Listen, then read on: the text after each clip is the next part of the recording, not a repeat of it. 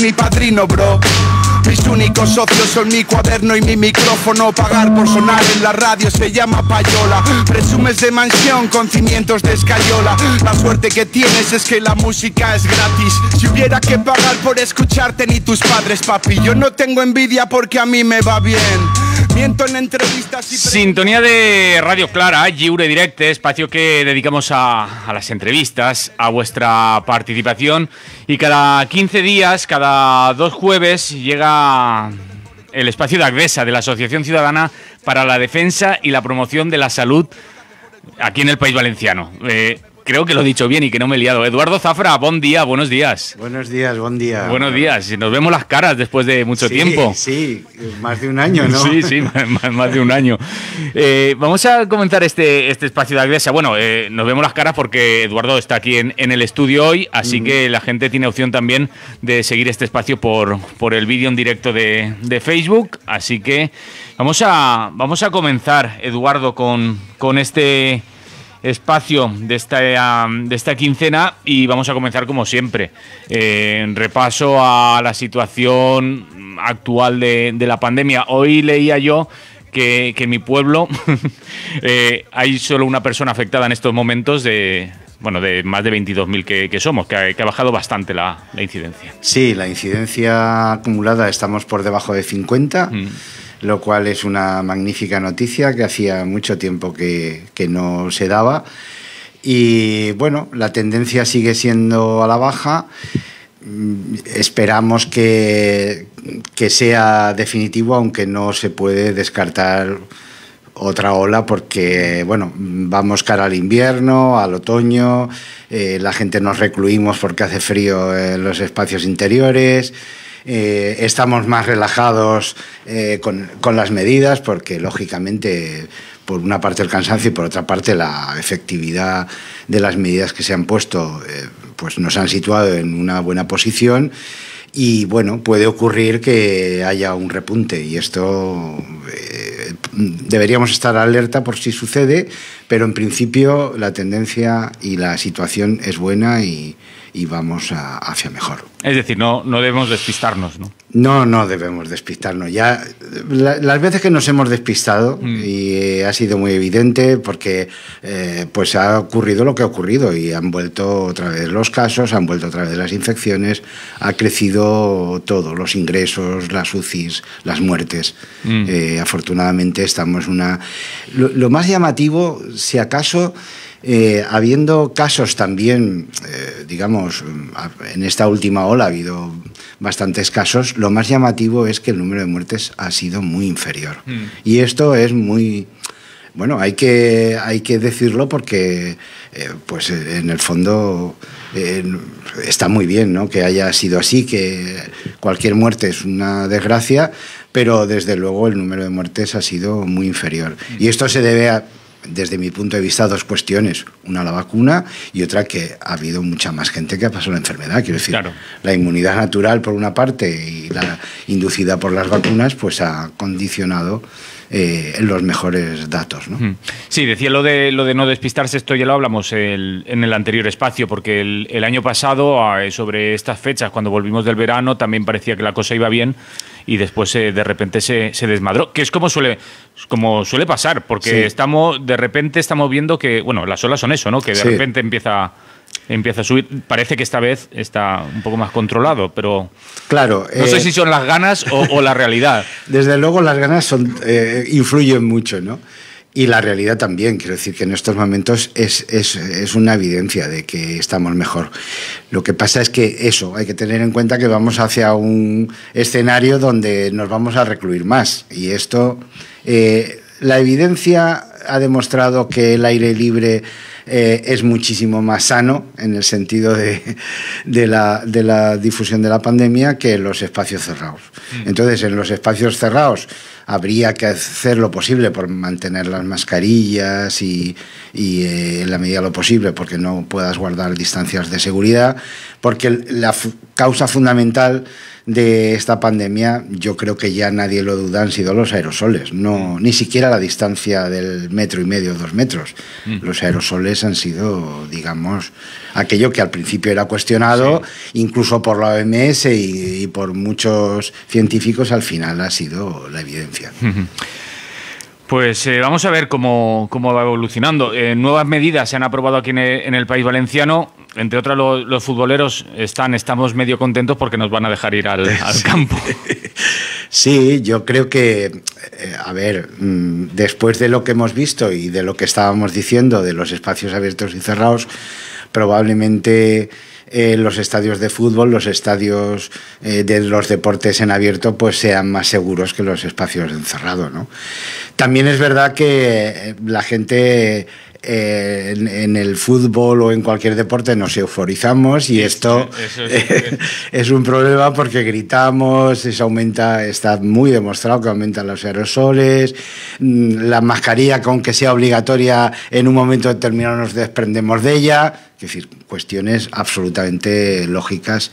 Pero bueno, pues eso, hay que llevar cuidado y hay que ser prudentes, ¿no? Sí, alguna vez habrá que ir transitando hacia esa... No sé si la palabra normalidad, pero hacia la normalidad, no sé si lo de que teníamos antes era muy normal, pero vamos, creo que se entiende lo que... Sí, yo creo que ahora nos parece normal todo lo que teníamos, pero si rascamos nos damos cuenta de la cantidad de cosas que no... que desde la vida y del sentimiento y de los anhelos de las personas no eran muy normales, ¿no? Eduardo, nos mandaban una nota esta semana, un oyente. Bueno, no sé si quieres decir algo más sobre la situación actual. Bueno, simplemente decir que estamos en una situación buena, que los servicios sanitarios, yo sigo quitándome el sombrero porque creo que hay que darles el valor que han tenido a los profesionales sanitarios que han aguantado el tirón, de verdad, con un desgaste tremendo, y esto también hay que decirlo, porque veníamos de una época de precariedad y se han puesto en marcha muchas iniciativas que yo creo que deberían de plantear el quedarse. Tema, por ejemplo, de colaboración entre especialidades, colaboración entre servicios de primaria y hospital, reforzamiento, por supuesto, de la primaria y de la salud pública. Todas estas cuestiones deberían quedarse. Pero yo creo que, bien, que estamos en esa dinámica y que durante este tiempo que hemos tenido que afrontar y seguimos afrontando un problema tan tremendo, pues ha habido muchas cosas que se han dejado de hacer y esto ahora es muy importante, ¿no? Listas de espera, en fin, que si quieres ya vamos hablando. Sí, hoy queremos tratar ese tema, pero yo quería introducirte... lo que nos enviaba el oyente, porque nos decía, es por si lo queréis tratar en el espacio de Agdesa. Por supuesto, este espacio se realiza para eso, para que la gente pueda preguntar e interesarse sobre temas relacionados con la salud. Y me hablaba de un comunicado, de una nota que aparece en la web de la Federación de Asociaciones para la Defensa de la Sanidad Pública, la FADSP, de la cual Agdesa es miembro. Que dice la FADSP sobre la composición del equipo para evaluar la gestión de la pandemia. Dice, la ministra de Sanidad, Carolina Darias, acaba de anunciar la composición del equipo de evaluación de la pandemia COVID-19 aprobado por unanimidad por el Consejo Interterritorial de Sanidad en la reunión del miércoles pasado. Lo forman 4 profesionales, 2 mujeres economistas, un catedrático de medicina preventiva y un médico epidemiólogo ya jubilado. Dice, su objetivo será la planificación y coordinación del marco de evaluación independiente del desempeño del sistema sanitario frente a la pandemia provocada por la COVID-19. Continúa el comunicado de la FADSP, pero te quería preguntar por tu opinión sobre esto.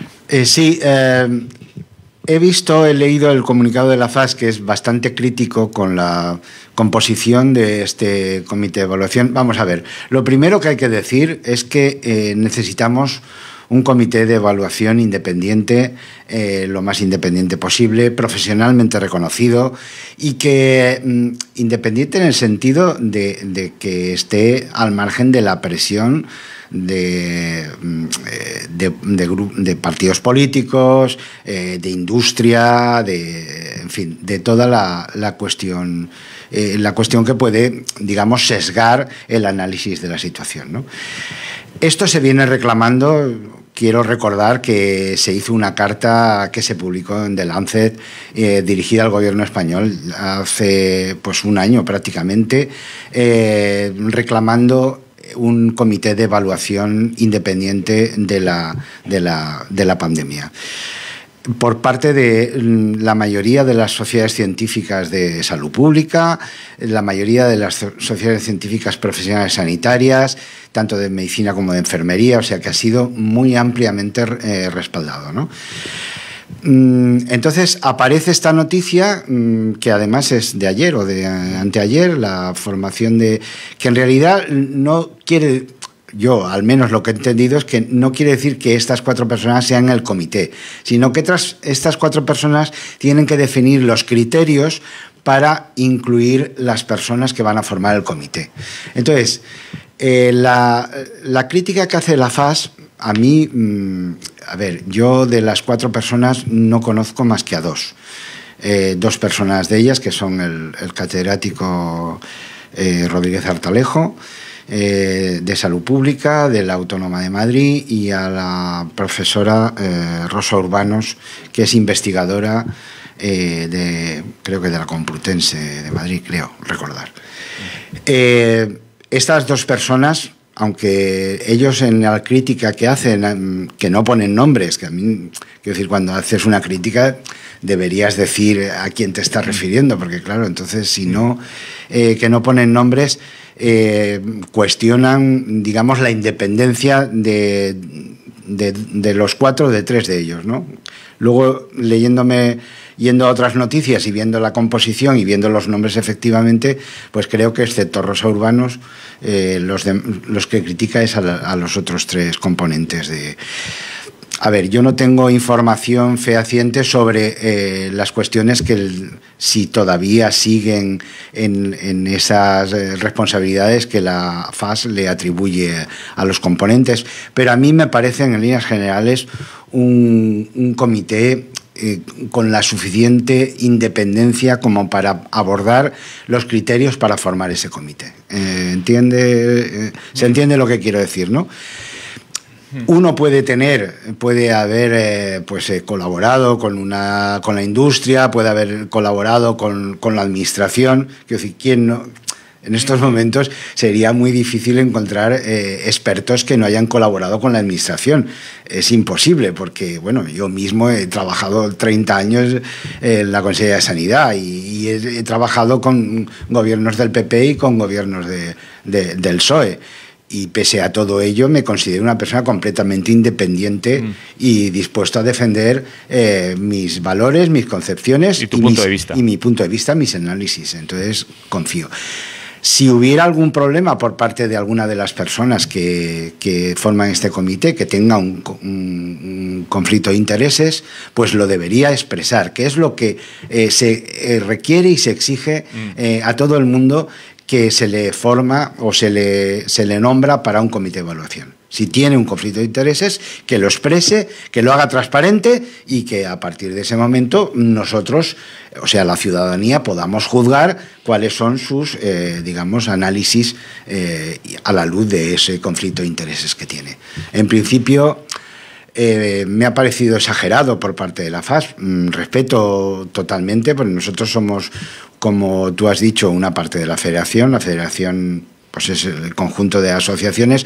Algunas de las asociaciones de defensa de la sanidad pública del Estado español, digamos, somos como más independientes que otras de la FAS, porque tanto la OSADE en Euskadi como nosotros, ACDESA, en Valencia, nos formamos paralelamente a la FAS y luego nos hemos integrado posteriormente en la FAS y mantenemos ese nivel de autonomía e independencia, y desde ese punto de vista a mí me parece que pues es muy... En fin, absolutamente no tengo ninguna crítica que hacerle a la FAS en cuanto que ella considere eso, pero yo creo que las personas que han puesto, al menos 2 de ellas que yo conozco más, me merecen confianza. Y veremos cuáles son los criterios y las personas que proponen para el comité de evaluación.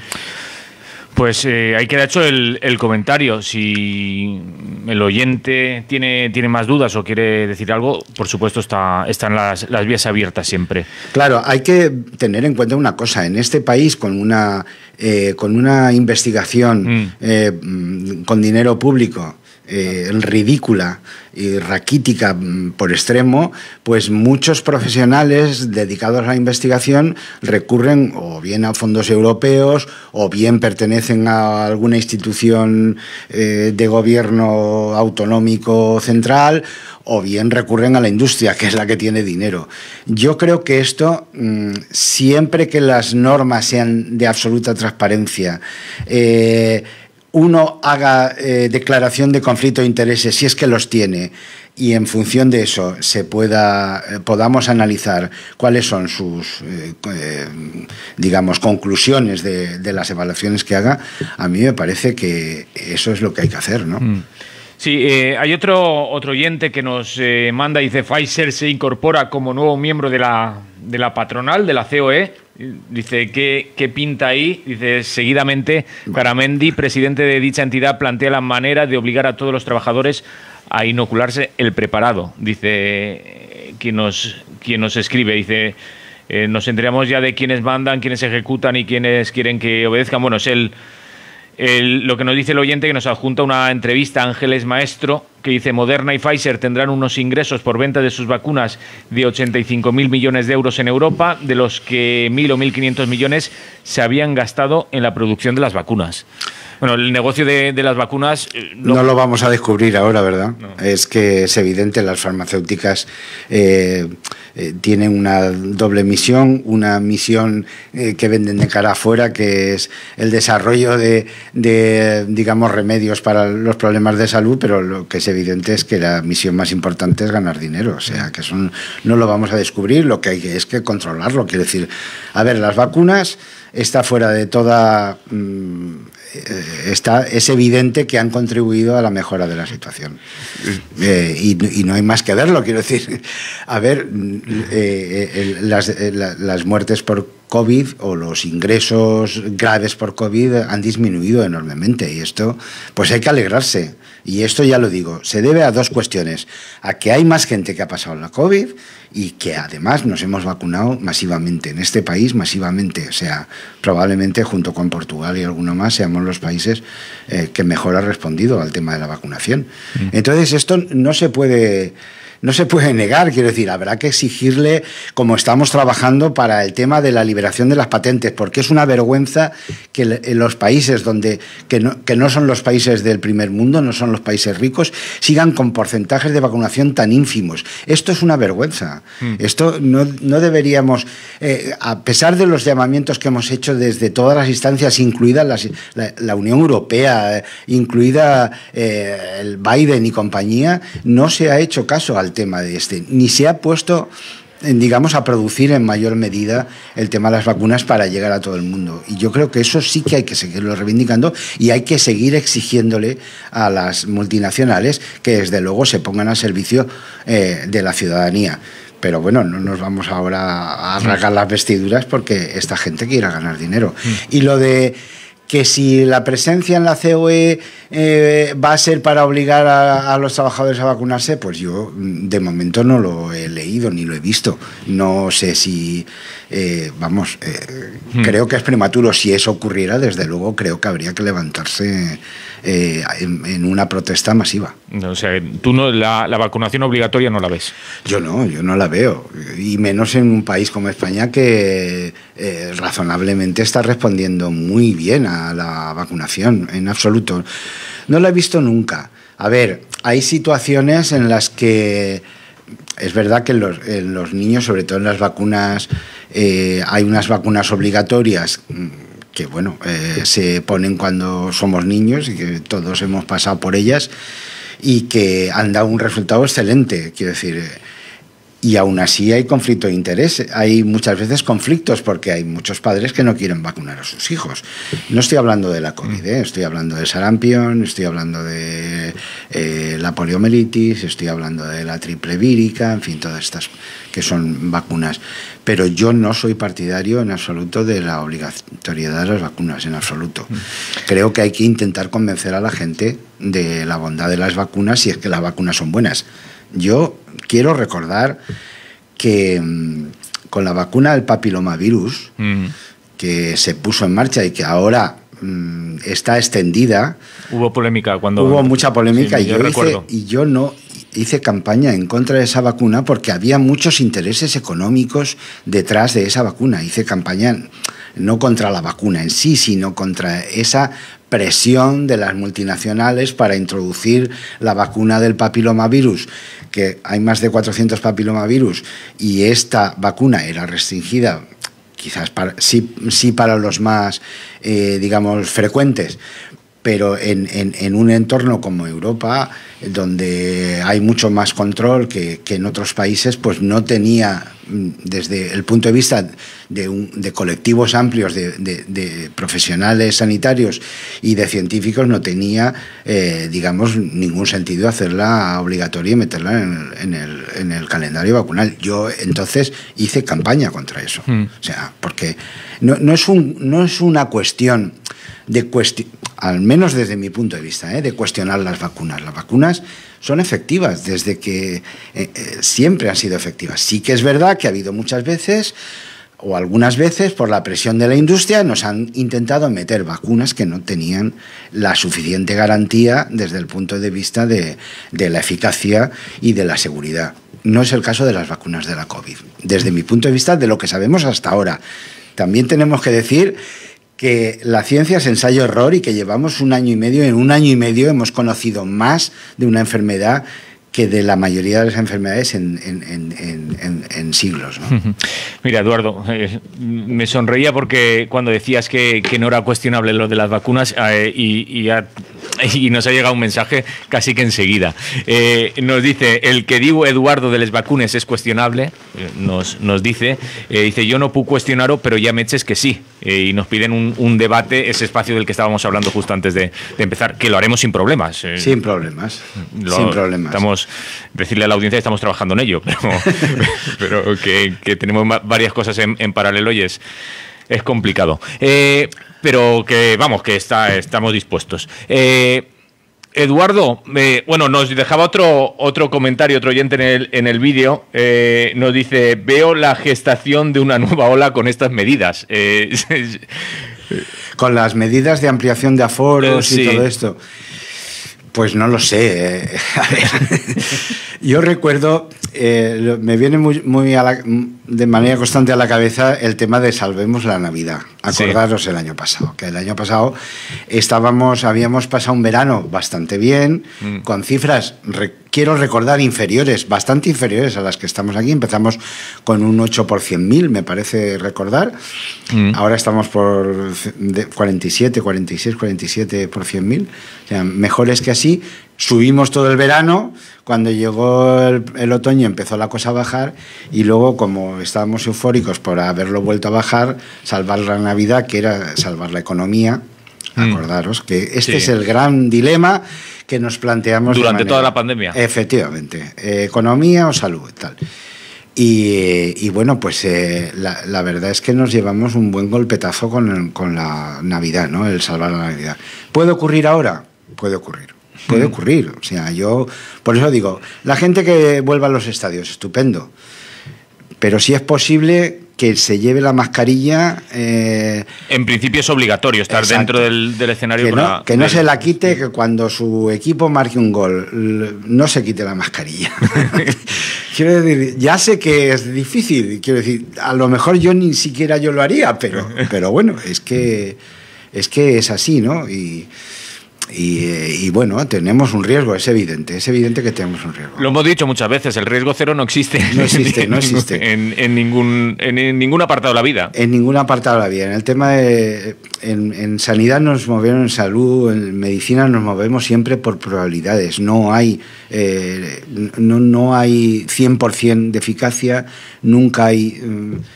Entonces, claro, en realidad las vacunas, la mascarilla, la distancia, son escudos que vamos poniendo y que lo que hacen es disminuir la probabilidad de contagio. Esto es lo que hay que tener en cuenta.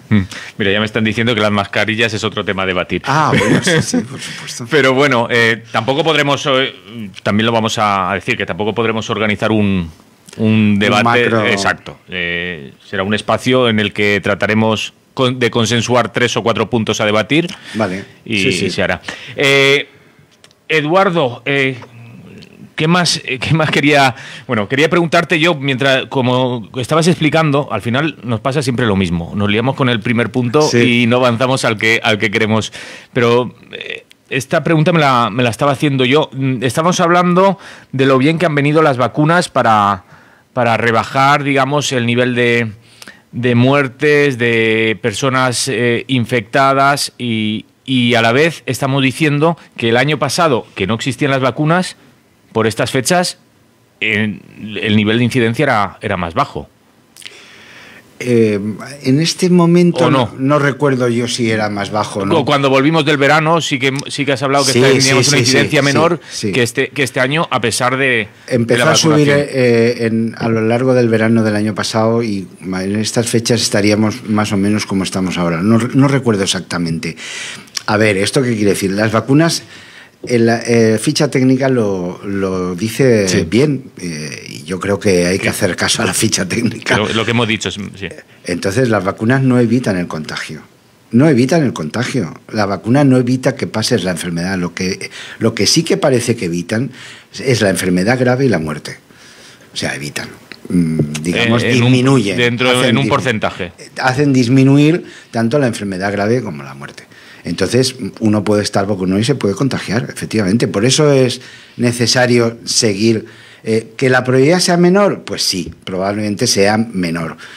Pero, bueno, lo que no es no es esterilizante la vacuna. Esto hay que dejarlo bien claro. Todavía no estamos en esa fase. Es probable que con el desarrollo de las nuevas vacunas y lo que se está anunciando haya vacunas esterilizantes, pero hoy por hoy no lo es. Entonces hay que hay que felicitarse porque nos ponemos menos malos y menos graves, pero habrá que seguir siendo prudentes. Sí, mira, bueno, muchas de estas preguntas que nos hacemos también mirando y observando el entorno y las personas, vamos viendo qué medidas han podido tener efecto y cuáles no, y cuando han habido más personas en nuestro entorno que lo han pasado mal, porque yo, vamos, iba a decir que todo el mundo igual conoce a alguien, pero puede ser que haya gente que no conozca a nadie que se haya puesto malo. Sí, yo creo que, bueno, en general, al principio no, pero yo creo que ahora yo tengo una familia bastante amplia y costó, pero de los cuales han caído enfermos, pues por lo menos 4 o 5 de unos...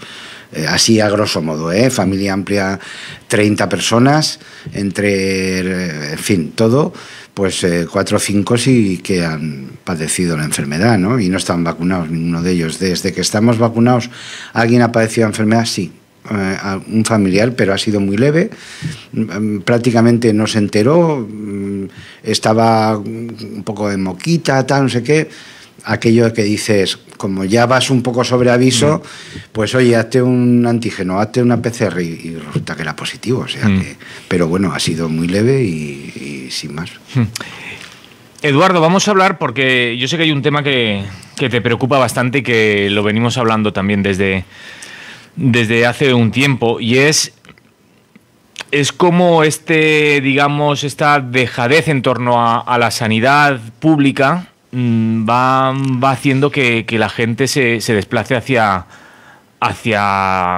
lo privado, ¿no? Hacia lo privado. Hacia lo privado. Efectivamente. Yo creo que uno de los signos de los tiempos, aparte de la pandemia, es precisamente esta cuestión que además con la pandemia se ha acelerado, ¿no? El sistema sanitario público, desde la crisis, la gran recesión de 2008, sufre importantísimos recortes impuestos por las políticas de austeridad que se desarrollaron en todo el mundo, en la Unión Europea, con mucha implicación. Acordémonos del caso de Grecia, del caso de España, sin ir más lejos. Quiero decir que y ahí el sistema sanitario público fue tremendamente machacado, ¿no? Con recortes muy importantes. Cuando ya parecía que nos estábamos recuperando de esa, viene la pandemia, que requería más recursos, que requería más inversión y que pone en tela de juicio que la recuperación esa que habíamos sufrido, que habíamos conseguido un poco remontar, fuera tan efectiva, ¿no? Entonces, claro, esto ha condicionado que mucha gente con posibles huya a la privada y se refugie en seguros privados. Entonces, ¿qué está ocurriendo? Hace nada, pues yo creo que es de esta misma semana, un artículo en una revista, en The Conversation, habla de este tema, ¿no? De cómo va creciendo la privada, cómo en los 2 últimos años, el 20 con respecto al 19 y el 21 con respecto al 20, el incremento de primas de sanidad privada se ha incrementado notablemente con respecto a años anteriores. Y la curva es imparable. Y no solo eso, sino que además muchos profesionales que tenían la privada, profesionales sanitarios que trabajaban en la pública y que tenían la privada, digamos, como una especie de línea de trabajo para sobresueldos, ahora se están dejando la pública y se están yendo a la privada porque la privada ofrece mejores condiciones laborales y de sueldo. ¿Esto qué quiere decir? Que como además en la pública no se ha planificado desde hace muchísimos años, no se planifica, el Ministerio de Sanidad es un ministerio, digamos, un poco fantasma, en el sentido de que tiene muy pocas competencias, y además las que tiene durante mucho tiempo no las ha ejercido. Estamos en una situación de precariedad en cuanto a profesionales tremenda. Si resulta que la privada ofrece mejores sueldos y mejores condiciones, etcétera, etcétera, pues claro, la gente se está yendo. ¿Y qué ocurre? Que los hospitales comarcales, las zonas rurales, la atención primaria, que son los hermanos pobres de la sanidad pública, pues se están viendo muy resentidos. Los hermanos pobres de la sanidad pública y, como digamos, la puerta de entrada y lo que más cerca debe estar de todas nosotras, ¿no? Efectivamente. Este es un poco el mensaje, que ya lo hemos hablado muchas veces, pero que yo quiero remarcar, que además está estudiado y que hay bastante literatura científica con respecto a eso, que los sistemas basados en la atención primaria son los que mejor resultado dan, tanto para mortalidad como para morbilidad en todos los sitios. Entonces, siendo así que es una evidencia, eso es una evidencia científica y está bastante demostrado, luego a la hora de la verdad hay mucha retórica con respecto a la recuperación de la atención primaria, pero de fundamento, quiero decir, de financiación. De formen ni un gra. De formen ni un gra. Y este es el gran problema, ¿no? O sea, ya está bien de tanto discurso sobre el valor de la primaria y que tenemos que la primaria es lo más importante, y luego no invertimos en primaria. Y ahora ya no solo en primaria, sino en hospitales comarcales. Los hospitales comarcales han sido un avance con respecto a los grandes hospitales, a los macrohospitales, tremendo. Han acercado los servicios a la gente, han acercado con un alto nivel de cualificación profesional, y ahora están en una situación de precariedad tremenda. Lo hablamos no sé si fue en el último programa o en el anterior, los gritos ya ensordecedores de los profesionales de Alcoy, de Játiva, de Vinaró, de muchos sitios donde no se cubren todas las especialidades. Y esto es muy preocupante, muy preocupante. Esto requiere que primero una planificación que debería ya de estar en marcha, y se sigue sin poner en marcha, que yo no entiendo por qué en el Consejo Interterritorial, además de hablar del tema de la COVID, no se habla de estas cuestiones, porque ya hay avisos desde hace mucho tiempo sobre el tema de los profesionales, el envejecimiento de los profesionales, la jubilación masiva que se está produciendo, se va a producir, en fin, todas estas cuestiones. Y cómo desarrollamos desde la pública, desde la sanidad pública, desde la administración pública, mecanismos y herramientas para retener ese talento que además formamos nosotros, los MIR, los médicos internos y residentes, la enfermería interna y residente, todos los profesionales que formamos en el sistema público se acaban yendo del sistema público. Y esto es intolerable. Es que no hay país ni sistema que aguante una situación de ese estilo si no nos ponemos las pilas. Es que esto acaba conduciendo a que la sanidad pública queda como meramente asistencial y que solo tengan acceso a una sanidad, pues lo que has dicho tú antes, la gente con posibles, que decía, ¿no? Con recursos que ellos sí que podrán pagarse. Sí, eso es un poco los tratamientos y la... Exactamente, es un poco la deriva que parece que va tomando el tema, ¿no? Las clases medias van contratando primas de seguros y el sistema público se va a quedar para la gente que cuando no quede sistema público esas primas no valdrán lo mismo que valen ahora. Efectivamente, es ese otro cantar. Y a eso contribuye mucho la política, desde luego totalmente la política. La noticia de hace 2 o 3 días es que la ministra Montoro en los presupuestos va a elevar el porcentaje de Muface de entre un 8 y un 10% en los próximos 2 o 3 años. A ver, si nosotros estamos reclamando desde hace muchísimo tiempo, nosotros y mucha otra gente, reclamando que hay que hacer desaparecer el sistema Muface. El sistema Muface es un sistema de élite, es un sistema para funcionariado en su día, alto funcionariado, luego ya se extendió porque ahora los profesores también lo son, los maestros que no son alto funcionariado, son funcionariado esencial, pero no alto funcionariado, ¿no? Funcionario esencial, pero no alto funcionariado.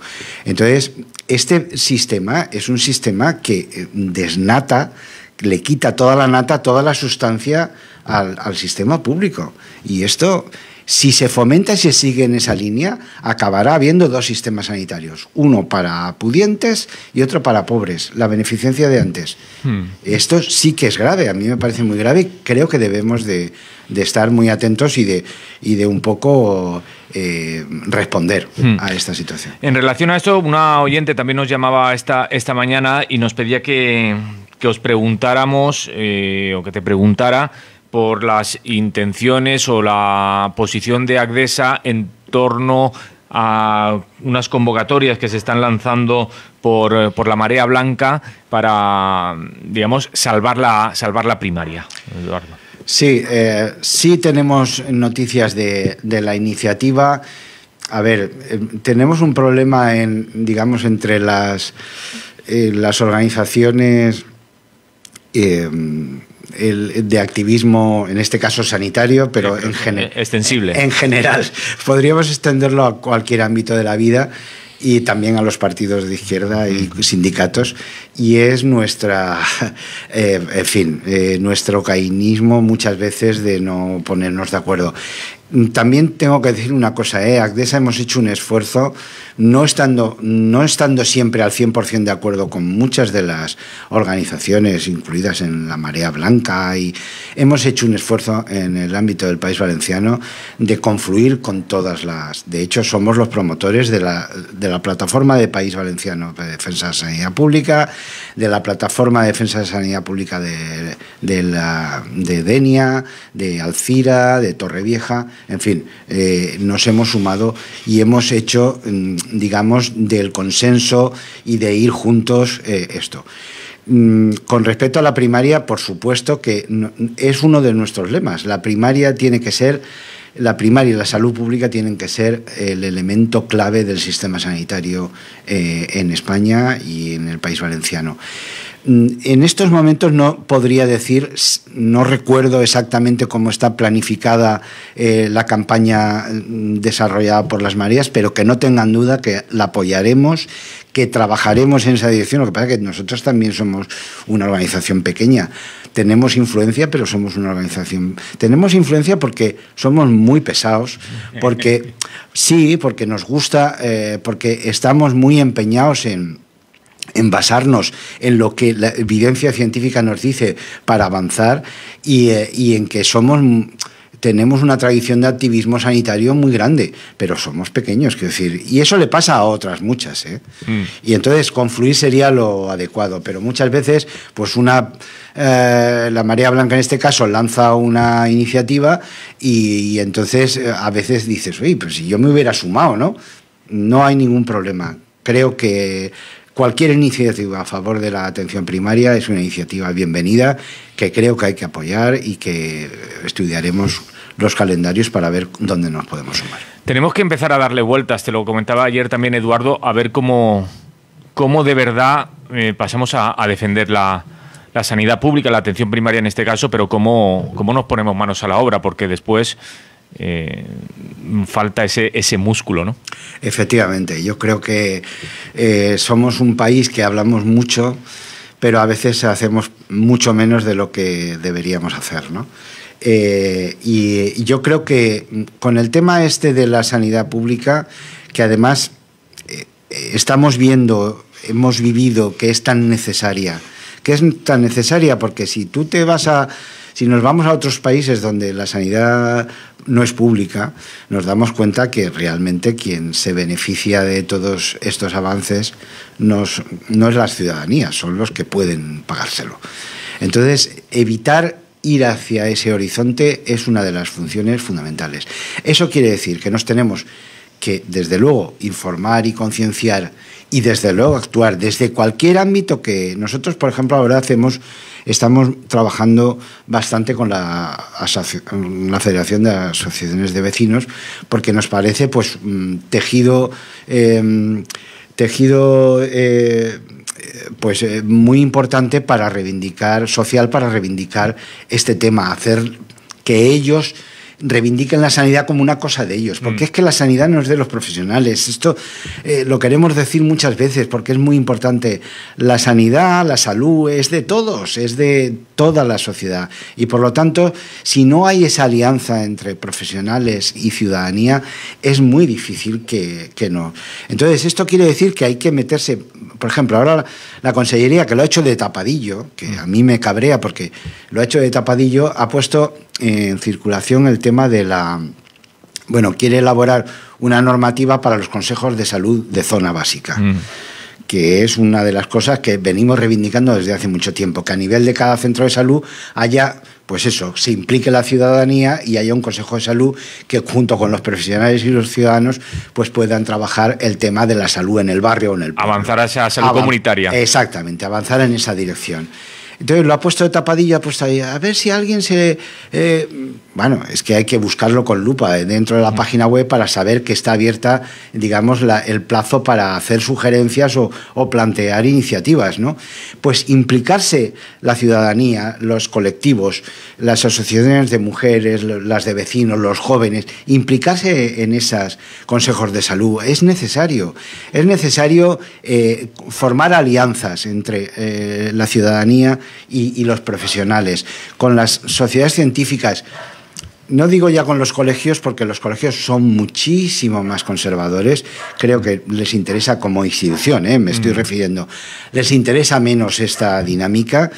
Siempre en el rollo corporativo. No sea que pierdan algún privilegio, ¿no? Eso es, en el rollo corporativo siempre hay una especie de paternalismo que miran a los demás por encima del hombro, pero sí a nivel de sindicatos, de sociedades científicas, que todas ellas o muchas de ellas tienen una parte muy importante de visión social y están trabajando en esa dirección. Estoy recordando ahora a la SENCIC o la misma de esta de salud pública. Entonces, esa alianza es necesaria, y esa alianza y responder de manera categórica. Quiero decir, oye, acciones, hay que montar acciones. Cuando, como ha ocurrido en otros sitios, cuando cierran un centro de salud o disminuyen, como está en Madrid, que estaban desmantelando los centros de salud, pues salir a reivindicar el centro de salud y salir con los profesionales del centro de salud y plantarnos allí y explicar por qué es preciso, digamos, avanzar en una atención primaria mucho más sólida. Eduardo, se nos acaba el tiempo, no nos queda tiempo, pues no nos queda más tiempo, se nos acaba, no nos queda, pero hay que acabar. Dentro de 15 días volvemos a charlar y aquí estáis. Muy bien. Como siempre, con estos micros para vosotros, un placer. Para Agdesa. Venga. Un abrazo, salud. Lliure Directe Radio Clara, hablábamos con Eduardo Zafra, desde la Asociación Ciudadana para la Defensa y la Promoción de la Salud en el País Valencià. Eduardo Zafra, que también es médico, que no lo solemos decir nunca, y después nos riñen. Lliure Directe Radio Clara. Escolte Radio Clara, al 104.4 de la freqüència modulada. La distribuidora de CGT del País Valenciano y Murcia.